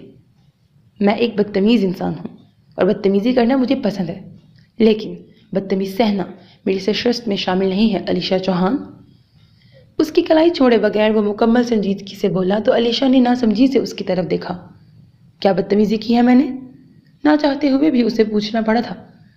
تم نے میرا شکریہ ادا نہیں کیا، حالانکہ تمہیں میرا شکر گزار ہونا چاہیے۔ بے تاثر نگاہوں سے علیشہ کی طرف دیکھتے ہوئے وہ اپنے مخصوص باروب لہجے میں بولا تھا۔ اس کی بات پر علیشہ کی بھویں تن گئیں۔ ریئلی؟ کیا ان زخموں کے لیے آپ کا شکریہ ادا کروں، یا پھر گزشتہ رات کے لیے جس میں آپ نے مجھے اس بہت بنگلے نما فارم ہاؤس میں یرغمال بنا لیا تھا؟ ناگوار نظروں سے اس کی جانب دیکھتی وہ تلخی سے گویا ہوئی۔ لہجہ ہنوز مدھم ہی تھا۔ میں نے کبھی کسی کو لفٹ نہیں دی، کبھی کسی سے اپنا بیڈ روم شیئر نہیں کیا، اور کبھی کسی کا ڈرائیور بھی نہیں بنا۔ یہ تینوں کام زندگی میں پہلی مرتبہ مجھے تمہاری وجہ سے کرنے پڑے ہیں۔ تمہیں اس سب کے لیے میرا شکریہ ادا کرنا چاہیے۔ آہستگی سے اس کی کلائی چھوڑتے ہوئے بدر نے بے تاثر لہجے میں کہا۔ سیاہ آنکھوں میں ہمیشہ کی طرح سختی ہلکورے لے رہی تھی۔ اگر نہ کرنا چاہوں تو؟ بازو لپیٹتے ہوئے علیشہ نے سنجیدگی سے پوچھا۔ وہ کچھ پل یوں ہی سخت نظروں سے اسے دیکھتا رہا، پھر چہرے کا رخ موڑتا سیدھا ہو گیا۔ گو! یک لفظی جواب دے کر وہ گاڑی سٹارٹ کرنے لگا۔ علیشہ نے کچھ حیرت سے اس کا یہ انداز دیکھا۔ I said go! اسے وہیں جمے دیکھ اس بار وہ درست لہجے میں بولا تھا۔ وہ جلدی سے دروازہ کھولتی باہر نکل گئی۔ اس کے اترتے ہی وہ زن سے گاڑی بھگا لے گیا۔ علیشہ نے کچھ الجھن امیز نگاہوں سے دور ہوتی گاڑی کو دیکھا، پھر دل ہی دل میں اسے الکاباد سے نوازتی ہاسٹل چلی آئی تھی۔ اس کے واپس آ جانے کی بابت سن کر وہ تینوں یونیورسٹی سے واپسی پر سیدھا اس کے کمرے میں آئی تھیں، اور اب وہ انہیں منو انصاری داستان سنا رہی تھی۔ انٹرسٹنگ، بہت ہی انٹرسٹنگ بندہ ہے یار۔ پوری بات سن کر راہمہ نے پرجوش سے انداز میں کہا۔ خاک انٹرسٹنگ ہے، کچھ انٹرسٹنگ نہیں ہے اس میں۔ اگر اس میں کچھ ہے تو وہ ہے غرور۔ انفیکٹ غرور کی دکان ہے وہ شخص۔ اپنے بال نخوت سے جھٹکتی وہ دبی دبی آواز میں بولی، یار انٹرسٹنگ تو ہے۔ پہلے تو وہ بندہ لفٹ کے نام پر تمہیں اپنے فارم ہاؤس لے گیا، پھر تمہیں بھاگنے کا راستہ بھی دکھایا، اور پھر خود ہی اپنے پالتو جانور سے تمہیں اف! تمہاری گزشتہ رات کس قدر تھرلنگ تھی علیشہ! پرسوچ انداز میں آنکھیں گھماتی مدھم آواز میں بولنے والی یہ ہادیہ تھی۔ بچایا کیا؟ پھنسایا بھی تو اسی نے تھا۔ کمبخت مارنا چاہتا تھا مجھے، علیشہ نے دانت پیستے ہوئے کہا۔ ایک منٹ علیشہ، اگر اس نے تمہیں مارنا ہی ہوتا تو وہ تمہیں بچانے کی خاطر اپنے ہی پالتو جانور کو کیوں مارتا؟ راہمہ نے کشن دبوچتے ہوئے آنکھیں چھوٹی کر کے پوچھا۔ مجھے نہیں پتا، لیکن اس نے وہ راستہ مجھے دکھایا ہی اس لیے تھا تاکہ میں بھاگنے کے لیے اسے اختیار کروں، وہ ان چیتوں کی خوراک بن جاؤں۔ گزشتہ رات کی بابت سوچتی وہ سلگتے ہوئے لہجے میں بولی، ہو سکتا ہے کہ اس نے یہ سوچا ہو کہ تم گرل کہ تم گرل پار کرنے سے پہلے ہی ان چیتوں کو دیکھ کر پلٹ جاؤ گی۔ ہادیہ نے تکا لگایا۔ ہاں بالکل، اب بھلا اسے کیا پتا کہ چیتے ٹہلنے کی بجائے جھاڑیوں میں آرام فرما رہے ہوں گے۔ سارا نے بھی ہادیہ کی بات کی تائید کی۔ علیشا پل بھر کو خاموش رہ گئی۔ مجھے لگتا ہے یہ دونوں ٹھیک کہہ رہی ہیں۔ اگر اسے تمہاری جان ہی لینی ہوتی تو وہ خود اپنے ہاتھوں سے ایک ایسے جانور کو کیوں مارتا جسے مارنے سے زیادہ مشکل اسے پالنا ہے؟ اور پھر پاکستان میں یہ جانور بہت نایاب ہوتے ہیں۔ جتنا سائز تم اس چیتے کا بیان کر رہی ہو وہ 20-25 لاکھ روپے سے کم کا نہیں ہوگا۔ راہیمہ نے بھی اپنے دماغ کا پورا استعمال کرتے ہوئے رائے دی تو وہ بیک گراؤنڈ سے ٹیک لگا گئی۔ جو بھی ہے، لیکن اس سب کے پیچھے اس بندے کا مقصد کچھ اور ہی ہے۔ صرف اسے سارنگ یا میرے بابا سائیں سے پرخاش ہے جو وہ ہاتھ دھو کر میرے پیچھے پڑ گیا ہے۔ نچلا لب کچلتے ہوئے وہ پرسوچ انداز میں بولی۔ اس کے قریب بیٹھی راہیمہ، ہادیہ اور سارا نے ایک دوسرے کو دیکھا۔ مجھے تو معاملہ کچھ اور بھی لگ رہا ہے۔ راہیمہ نے لب کشائی کی تو وہ ٹیک چھوڑتی سیدھی ہو بیٹھی۔ کیا مطلب؟ وہ حیران ہوئی تھی۔ مطلب کسی کے پیچھے نہا دھو کر پڑنے کی وہی جو بات ہو سکتی ہے، ایک نفرت اور دوسری محبت۔ راہیمہ نے ڈرامائی انداز میں آنکھیں گھماتے ہوئے کہا تو سارا اور ہادیہ نے داد دیتی نگاہوں سے اسے دیکھا۔ ہاں تو نفرت ہے نا اسے مجھ سے، اور خواہ کی نفرت ہے محترم کو۔ علیشا نے دوبارہ بیک گراؤنڈ سے ٹیک لگاتے ہوئے بے نیازی سے کہا۔ اس کے جواب پر ایک بار پھر وہ تینوں ایک دوسرے کو دیکھنے پر مجبور ہوئی تھیں۔ یار یہ نفرت کہاں خواہ کی ہوتی ہے، وہ تو محبت ہوتی ہے جو خواہ ہی ہو جاتی ہے، اور خواہ میں ہوئی محبتوں کو چھپانے کے لیے نفرت کا اظہار کرنا تو مغرور لوگوں کا پرانا شیوا ہے۔ راہیمہ نے کافی فلسفیانہ انداز میں اپنی رائے کا اظہار کیا تو علیشا نے پلکیں جھپکاتے ہوئے اس کی جانب دیکھا۔ تمہاری بڑی مہربانی یہ فضول بات نہ کرو محبت، اس نے منہ بناتے ہوئے اسے ٹوکا۔ سچ کہہ رہی ہوں یار، نفرت خواہ کی نہیں ہوتی، نفرت کے پیچھے ہمیشہ کوئی نہ کوئی وجہ ہوتی ہے، لیکن اگر کوئی بے وجہ ہی نفرت کا اظہار کرے تو سمجھ جاؤ کہ وہ شخص محبت چھپانے کی کوشش کر رہا ہے۔ راہیمہ اپنے موقف پر ڈٹی رہی۔ محبت چھپانے والا جذبہ نہیں ہے راہیمہ، ہادیہ نے دبی دبی آواز میں احتجاج کیا۔ ہاں لیکن اگر ایک مغرور شخص محبت کا شکار ہو جائے تو وہ اس جذبے کے اظہار کو اپنی توہین سمجھتا ہے، اور جیسا کہ علیشا نے بتایا کہ وہ سردار کافی مغرور ہے، تو راہیمہ کڑی سے کڑی ملاتی بول رہی تھی جب علیشا نے کافی سختی سے اس کی بات کاٹی۔ For God's sake, just stop it! اپنی پیشانی مسلتی وہ چیخی۔ محبت اور سردار بدر لگا رہی، کبھی سوچنا بھی مت۔ وہ مغرور شخص وہ جاگیردار طبقے سے تعلق رکھتا ہے، اس جیسے امیروں کے سینے میں دل نہیں، پیسہ دھڑکتا ہے، پیسہ۔ محبت جیسے جذبات اس جیسوں کے فولادی سینوں میں نہیں پنپتے، یہ جانتی ہوں میں۔ اس کا مقصد صرف پیسہ ہے، اور اگر میرے ساتھ رعایت برت رہا ہے تو اس کے پیچھے ضرور کچھ بڑا ہے۔ غصے سے ان تینوں کی جانب دیکھتی وہ سلگتے ہوئے لہجے میں بولی۔ محبت بھی کوئی چھوٹی شے نہیں ہے ویسے، اس سب کے پیچھے جو کچھ بڑا ہے وہ کچھ محبت بھی ہو سکتی ہے۔ تھوڑا سا پیچھے کھسکنے کی کوشش کرتے ہوئے راہیمہ بولی۔ اس کی بات پر علیشا کا چہرہ تپنے لگا۔ انف! یہ محبت کی گردان کرنا بند کرو اور نکلو یہاں سے۔ اپنا ضبط کھوتی وہ اس پر برسی۔ راہیمہ فوراً بیڈ سے اتری، لبوں پر ڈھیٹ مسکراہٹ رینگ رہی تھی۔ میں بھی جاؤں؟ سارا نے کافی معصومیت سے پوچھا۔ تم تینوں جاؤ، دماغ خراب کر دیا ہے میرا۔ وہ ہادیہ اور سارا کی طرف دیکھتی ایک ایک لفظ چبا چبا کے بولی۔ لیکن یہ میرا بھی تو روم ہے، ہادیہ فوراً منمنائی کیونکہ وہ اس کی روم میٹ تھی۔ ابھی کے لیے نکل جاؤ ہادی، ورنہ میں تم تینوں کا کچھ کر دوں گی، علیشا نے بنا لحاظ کیے کہا تو ان دونوں کو بھی بیڈ سے اترنا پڑا۔ ویسے ایک بار سوچ لینا، اگر اس کے لیے پیسہ اتنا ہی امپورٹنٹ ہوتا تو وہ تمہیں بچانے کی خاطر اپنے تابع دار پالتو پلس نایاب جانور کو کیوں مارتا؟ جلدی سے کہہ کر راہیمہ کمرے سے باہر نکل گئی۔ علیشا نے کشن اٹھا کر اس کی جانب اچھالا جو دروازے سے ٹکرا کر زمین بوس ہو گیا۔ ہادیہ اور سارا بھی اپنی ہنسی روکتی کمرے سے باہر نکل گئیں۔ وہ فضول مغرور انسان، مائی فٹ! میں صرف شمس کو چاہتی ہوں، صرف ان سے محبت کرتی ہوں، کسی اور کی محبت میرے لیے کوئی معنی نہیں رکھتی۔ کشنز اٹھا کر بیڈ سے نیچے پھینکتی وہ چلائی۔ بری آنکھوں میں بدر کے لیے نفرت ہی نفرت تھی۔ سفید روش کے اطراف میں پھیلے سبزے میں سرخ و زرد پھول ہوا کے سنگ ہولے ہولے ہل رہے تھے۔ ایک مناسب فاصلے پر لگے درختوں کی قطار خشک دوپہر کے سرمئی پن میں آنکھوں کو ٹھنڈک بخشتی اس کے قدموں میں سستی کا باعث بن رہی تھی۔ بیگ کندھے پر لچکائے وہ معمول کے مطابق واپسی کے سفر پر گامزن تھا، لیکن آج اس کے قدموں کی سستی بتا رہی تھی کہ وہ کل کی صبح اس راستے پر قدم نہیں رکھے گا۔ سیاہ شرٹ کے بازو کوہنیوں تک فولڈ کیے اور گریبان کے بٹن کھولے وہ سر جھکائے چلتا عام دنوں کے برعکس کچھ مزمحل نظر آ رہا تھا۔ "You are not making sense, my child." Professor کے الفاظ اس کی سماعتوں میں گونجے تھے۔ "یہ ڈگری میرے لیے امپورٹنٹ نہیں ہے سر." اسے اپنا جواب یاد آیا تھا۔ "لیکن آپ کی پروگریس بہت اچھی ہے." وہ شائستہ انگریزی میں احتجاجاً گویا ہوئے تھے۔ "میں واپس جانا چاہتا ہوں، آپ پلیز اسے مشکل مت بنائیں." کہتے ہوئے اس کا لہجہ بے تاثر ہو گیا تھا۔ "ٹھیک ہے، ہم آپ کے ڈاکیومنٹس کلیئر کر دیتے ہیں، لیکن اگر آپ 1 منتھ اور ویٹ کر لیتے تو MBA کی ڈگری اپنے ساتھ لے کر جاتے." ان کی پیشہ ورانہ سی بات اس کے لبوں پر مسکراہٹ بکھیر گئی۔ "آپ یہ کہہ سکتے ہیں، لیکن میں یہاں MBA کرنے نہیں آیا تھا." ان کے ہاتھوں سے اپنی فائل لیتے ہوئے منصب نے سنجیدگی سے کہا تھا۔ بدلے میں ان کی آنکھوں میں سوال در آیا تھا، لیکن وہ بنا جواب دیے ہیڈ آفس سے نکل آیا۔ وہ بھلا کیوں کر ان کی الجھن سلجھا سکتا تھا؟ وہ انہیں کیسے جواب دے سکتا تھا؟ کیا وہ انہیں بتا سکتا تھا کہ وہ لندن ڈگری لینے نہیں بلکہ سزا کاٹنے آیا ہے؟ یقیناً نہیں۔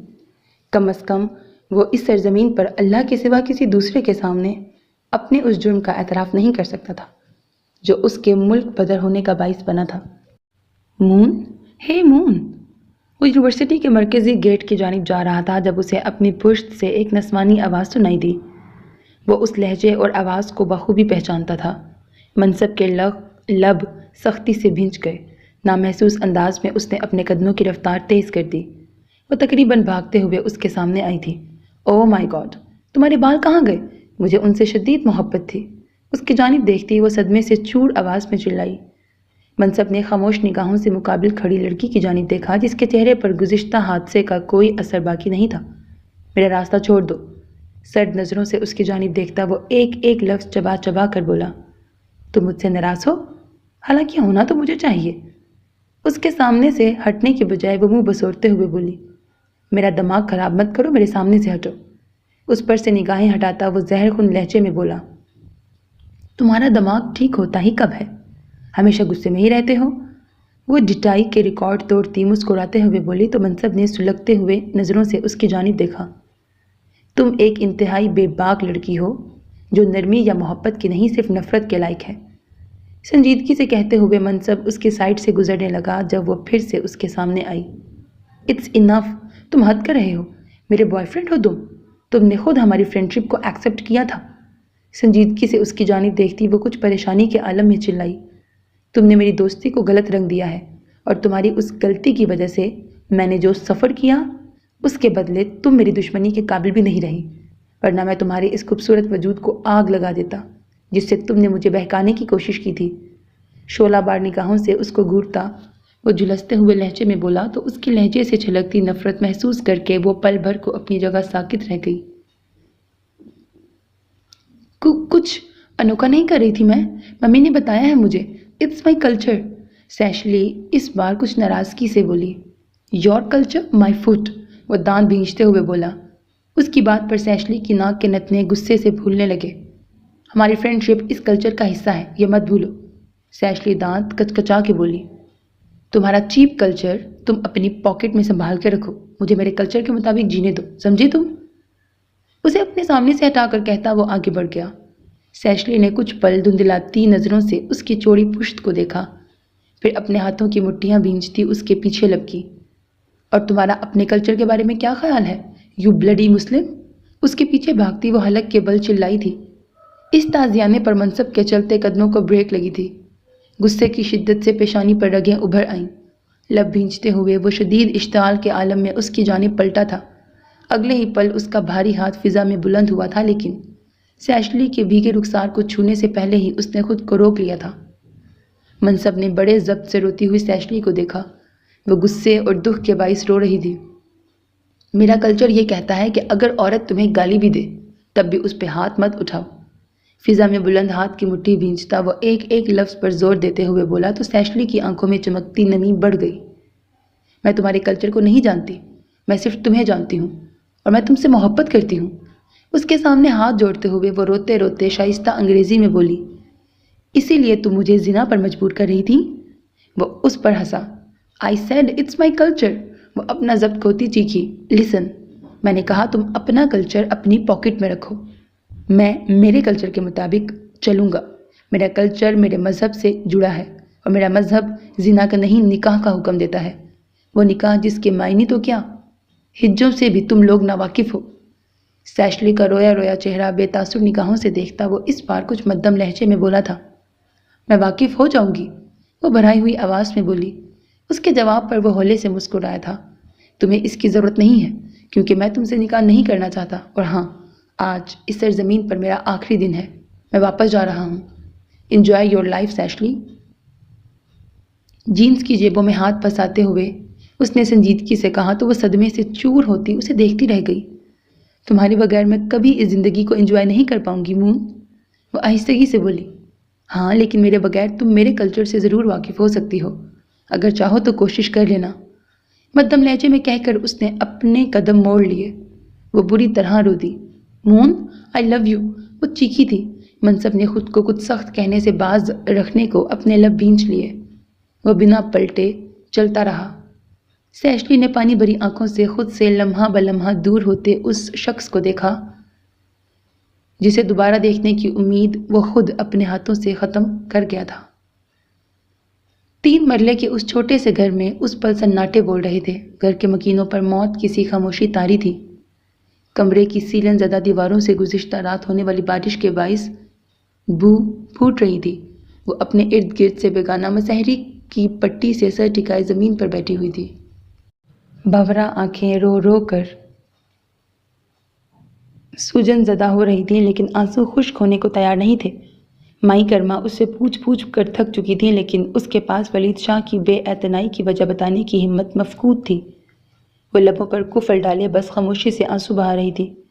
فدا حسین اور حدیبہ شاہ کو ایک دوسرے کے سنگ ابدی سفر پر روانہ ہوئے 18 گھنٹے بیتنے کو آئے تھے، اور ان کی بیٹی کو لیے وہ شخص جہاں کہیں بھی گیا تھا اس مقام سے وہ دونوں ماں بیٹی قطعی ناواقف تھیں۔ ارے کچھ تو کہا ہوگا، کچھ تو بتایا ہوگا کہ بچی کو کہاں لے جا رہا ہے، اسے بلاتے ہوئے مائی کرما نے مدھم آواز میں پوچھا تو زہرا نے نفی میں سر ہلایا۔ کچھ نہیں بتایا، وہ بھرائی ہوئی آواز میں بولی۔ یہ تو بتایا ہوگا کہ تجھے لینے واپس آئے گا، مائی کرما نے آس بھرے لہجے میں پوچھا۔ نہیں آئے گا اماں، وہ مجھے لینے نہیں آئے گا، وہ روتے ہوئے بڑبڑائی۔ وہ اس خود ساختہ جنگ سے ہارنے لگی تھی۔ منحوس، کیا بکواس کر رہی ہے، کیوں نہیں آئے گا؟ بیوی ہے تو اس کی، شوہر ہے وہ تیرا، دہائی دینے والے انداز میں کہتے ہوئے مائی کرما نے اس کی کمر پر دھموکا جڑا۔ وہ کہتا ہے وہ مجھے نہیں جانتا، وہ مجھے نہیں پہچانتا اماں، وہ چھوڑ گیا ہے مجھے، کبھی لینے نہیں آئے گا، اذیت سے آنکھیں میچتے ہوئے وہ دبی دبی سی آواز میں چلائی۔ مائی کرما نے بے اختیار اپنے دل پہ ہاتھ رکھ لیا۔ ایسے کیسے کہہ دیا؟ وہ ناراض ہے کیا تجھ سے؟ ہیں؟ ادھر دیکھ، مجھے بتا، تو نے کوئی بدتمیزی کی ہے؟ اسے جھنجھوڑتے ہوئے مائی کرما مدھم آواز میں بولی۔ زہرا نے کسی مجرم کی طرح اسبات میں سر ہلا دیا۔ میں نے انہیں ناراض کر دیا ہے، اور وہ اب منانے کا موقع دیے بغیر ہی، وہ ہچکیاں لیتی روتے ہوئے کہہ رہی تھی جب کمرے کی چھت پر قدموں کی دھمک سی پیدا ہوئی۔ دونوں ماں بیٹی نے خوف زدہ سی ہو کر باہر کی جانب دیکھا۔ میں نے تجھے کہا نہیں تھا زہرا، ان دونوں کی میتیں ملتے ہی بابا جی سرکار ہمارے چیتڑے اڑانے کو اپنے آدمی بھیج دیں گے۔ اب دیکھ لے، آ گئے ہیں وہ لوگ۔ زہرا کو اپنی آغوش میں لیتی مائی کرما لرزتی ہوئی آواز میں بولی۔ اچھا ہے، آج مر ہی جانے دو اماں، خود کو مضبوط کرتی وہ ٹھہرے ہوئے لہجے میں بولی۔ کوئی پچھلے صحن کی سیڑھیاں اتر رہا تھا۔ یکدم زہرا کا دل دھڑکا، ویران آنکھوں میں چمک سی آئی تھی۔ اگلے ہی پل وہ کمرے کے ادھ کھلے دروازے سے اندر داخل ہوا تھا۔ ولید شاہ کو مقابل دیکھ کر مائی کرما کی آنکھیں خوشی سے جل تھل کرنے لگیں۔ سلام سرکار، اللہ آپ کی عمر دراز کرے، میں ابھی آپ ہی کو یاد کر رہی تھی۔ چادر کے پلو سے آنکھوں کے بھیگے کونے صاف کرتی وہ پرجوش سی آواز میں بولی۔ زیادہ وقت نہیں ہے مائی، آپ دونوں کو یہاں سے نکلنا ہوگا، جتنی جلدی ہو سکے اپنا سامان سمیٹ لیں۔ زہرا کے وجود پر ایک نگاہیں غلط ڈالے بغیر اس نے مائی کرما کو مخاطب کیا تھا۔ جو حکم سرکار۔ خوشی سے کہتی وہ چند گٹریوں پر مبنی سامان سمیٹنے کو ساتھ والے کمرے میں چلی گئی۔ زہرا یک ٹک بھیگی آنکھوں سے اسی کا چہرہ دیکھ رہی تھی جو ہاتھ پشت پر باندھے اس سے بے نیاز بنا کھڑا تھا۔ مسحری کو تھامتی وہ ہمت کر کے اٹھ کھڑی ہوئی، پھر 2-3 قدموں کا فاصلہ طے کرتی اس کے سامنے آ گئی۔ اس کے لاغر وجود اور زرد چہرے کی طرف دیکھتے ہوئے زہرا کو بے اختیار وہ لمبا چوڑا خوش شکل ولید یاد آیا تھا جسے نظر بھر کر دیکھ لینے کے بعد کوئی نظر بچانے کے قابل ہی نہ رہا کرتا تھا۔ اب کیا دیکھیں گے بھی نہیں میری طرف؟ کانپتے ہاتھوں سے اس کا چہرہ تھامتی وہ بھیگی آواز میں بولی۔ ولید بت بنا چپ چاپ کھڑا رہا۔ میں آپ کی گناہ گار ہوں سرکار، مجھے سزا دے لیں، لیکن مجھ سے یوں منہ نہ موڑیں، مجھے تکلیف ہو رہی ہے۔ اس کے کندھوں کو بے تابانہ چھوتی وہ روتے ہوئے بولی۔ ولید کے چہرے پر کوئی تاثر نہیں ابھرا تھا۔ میں نے دن رات پل پل آپ کے لوٹ آنے کی دعائیں مانگی ہیں، میرا یقین کریں، زہرا آپ کے بغیر زندہ نہیں تھی، خدا کی قسم۔ میں اسے یقین دلانے کی کوشش کرتی وہ روتے روتے اس کے سینے پر سر ٹکا گئی۔ ولید شاہ کی آنکھوں میں سرخی ابھرنے لگی۔ مائی ہوا نہیں ابھی تک؟ ہاتھ ہنوز پشت پر باندھے وہ پوری قوت سے دھاڑا تھا۔ زہرا ڈر کر ایک قدم پیچھے ہوئی۔ مائی کرما بھاگتے ہوئے وہاں آئی تھی۔ ہو گیا سرکار، بس ہو گیا۔ اس کے غصے سے خائف ہوتی وہ جلدی سے بولی۔ میں پچھلی گلی کے آخر پر آپ کا انتظار کر رہا ہوں، اپنی بیٹی کو لے کر آ جائیے۔ سنجیدگی سے بولتا وہ مائی کرما سے مخاطب تھا۔ زہرا بے بس نگاہوں سے اس کا چہرہ دیکھ رہی تھی۔ اس کی نظروں کی التجائیں نظر انداز کرتا وہ جس راستے سے آیا تھا اسی سے پلٹ گیا۔ چل آ جا زہرا، یہ 2-4 کپڑے میرے ساتھ رکھوا دے، پھر نکلتے ہیں، کہیں ایسا نہ ہو کہ بابا سرکار کے آدمی آ جائیں، وہ ہمیں نہیں بخشیں گے، میں کہہ رہی ہوں، تو لکھ لے میری بات، وہ یہاں آنے ہی والے ہوں گے۔ آواز بلند بڑبڑاتی مائی کرما پھر سے اپنے کام میں مصروف ہو گئی۔ زہرا نے تھکے تھکے قدم اٹھاتے ہوئے اس کی تقلید کی تھی۔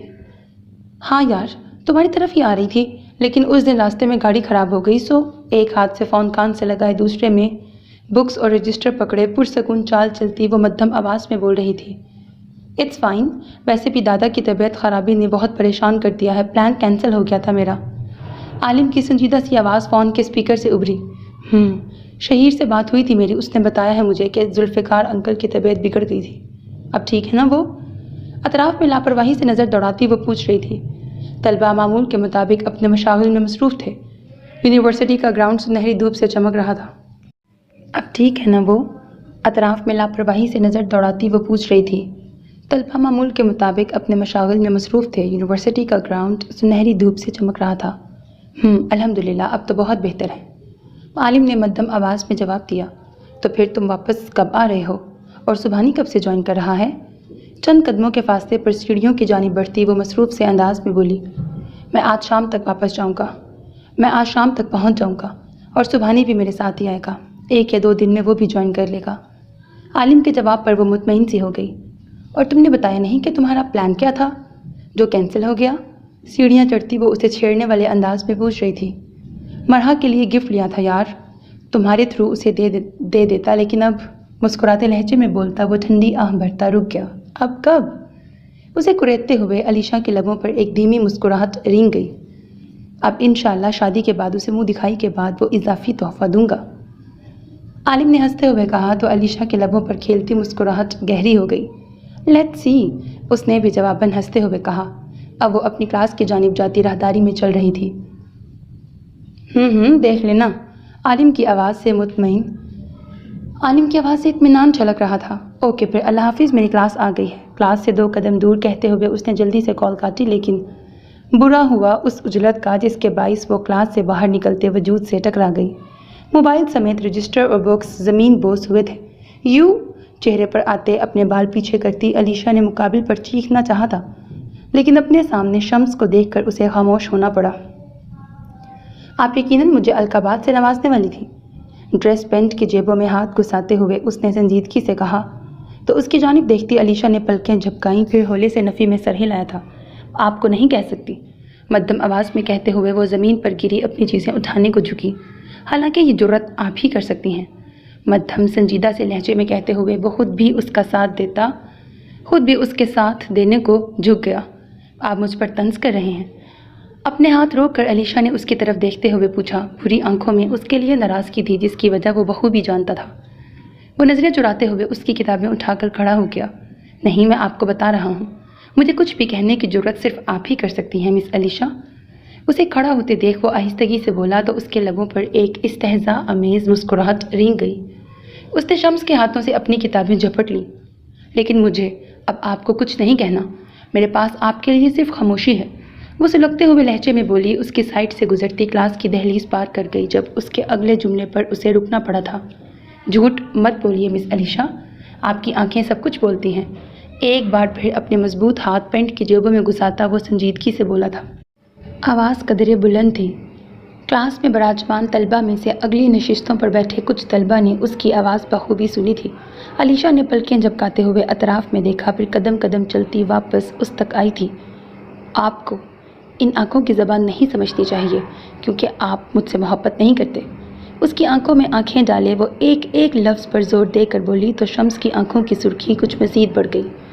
علیشہ کے الفاظ فقط الفاظ نہیں تھے، ایک تازیانہ تھا جو اس کی روح پر جا کر لگا تھا۔ اپنے لب سختی سے بھینچتے ہوئے اس نے کافی ضبط سے مقابل کھڑی کانچ کی اس گڑیا کو دیکھا جسے وہ اپنے دل کی سختی کے باعث توڑ بیٹھا تھا۔ رائٹ، سر اسبات میں ہلا کر کہتے ہوئے وہ پلٹ گیا۔ علیشہ نے وہیں کھڑے کھڑے رفتہ رفتہ دور ہوتے شمس کو دیکھا تھا۔ اب یہیں کھڑی رہو گی یا اندر بھی آؤ گی؟ اپنی پشت سے ہادیہ کی آواز سن کر اس نے مڑ کر اس کی طرف دیکھا۔ علیشہ کا چہرہ اس پل دھواں دھواں ہو رہا تھا۔ وہ لیکچر نہیں لیا آج سر نے؟ اتنی جلدی چلے گئے؟ خود کو نارمل کرتے ہوئے اس نے آہستگی سے پوچھا۔ ان کی طبیعت کچھ ٹھیک نہیں تھی، اٹینڈنس لگا کر ہی چلے گئے، ہادیہ نے کندھے اچکاتے ہوئے لاپرواہی سے کہا تو علیشہ نے ایک بار پھر پلٹ کر دیکھا۔ جاؤ جا کر پوچھ لو، شاید مریض کا حال کچھ بہتر ہو جائے، دوسری قطار میں بیٹھے یاسر نامی لڑکے نے کافی بے باکی سے کہا تھا۔ اس کے مشورے پر علیشہ نے پل بھر کر اسے دیکھا، پھر اپنے ازلی انداز میں مسکراتے ہوئے کندھے اچکائے۔ گڈ آئیڈیا، بھرپور انداز میں کہتے ہوئے وہ اپنی کتابیں اور رجسٹر ہادیہ کو تھماتی کلاس سے باہر نکل گئی۔ اس کی ڈٹائی کے اس قابل دید مظاہرے پر اس لڑکے کے لبوں کی مسکراہٹ سمٹی تھی۔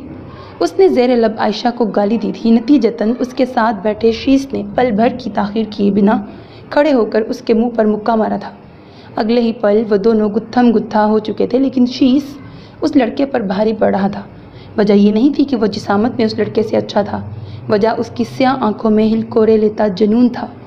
ہادیہ سمیت کلاس کے باقی طلبہ نے کچھ حیرت سے یہ منظر دیکھا تھا۔ سو میرے عزیز listeners, this was the end of this episode, hope that you like it. اپنا بہت خیال رکھیے گا، نیک تمناؤں کے ساتھ اللہ حافظ۔ And don't forget to subscribe to my channel because that's how you can encourage me and that's the only kind of support and encouragement which I want from all of you۔ اللہ حافظ۔